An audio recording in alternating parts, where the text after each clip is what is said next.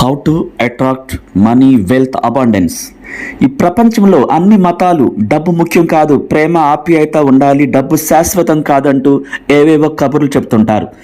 ఒక ధనవంతుడు తలుచుకుంటేనే ఒక దేవాలయాన్ని అత్యంత వైభవంగా కట్టగలడు. ఒక పెద్ద కంపెనీ పెట్టి కొన్ని లక్షల మందికి ఎంప్లాయ్మెంట్ ఇవ్వగలడు. అదే దేవాలయానికి రెగ్యులర్గా వచ్చే భక్తులు హుండీలో వేస్తే డబ్బుల వల్లే ఆ గుడి మెయింటెనెన్స్ జరుగుతుంది.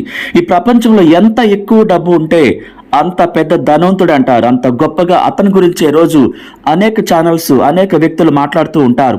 అలాగే లక్షల కోట్ల డబ్బు సంపద, వజ్ర వైడూర్యాలు, లంకె బిందులు ఉన్నాయని మనందరికీ తెలిసిన తర్వాతే ఆ పద్మనాభ స్వామి ఆలయం కేరళలో గురించి మాట్లాడుకున్నారు.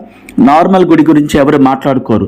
అంత లక్షల కోట్ల డబ్బు సంపద ఉందని తెలిసిన తర్వాతే పదే పదే దాని గురించి మాట్లాడుకున్నారు. అంటే డబ్బుని చులకనగా చూస్తే డబ్బు రాదు.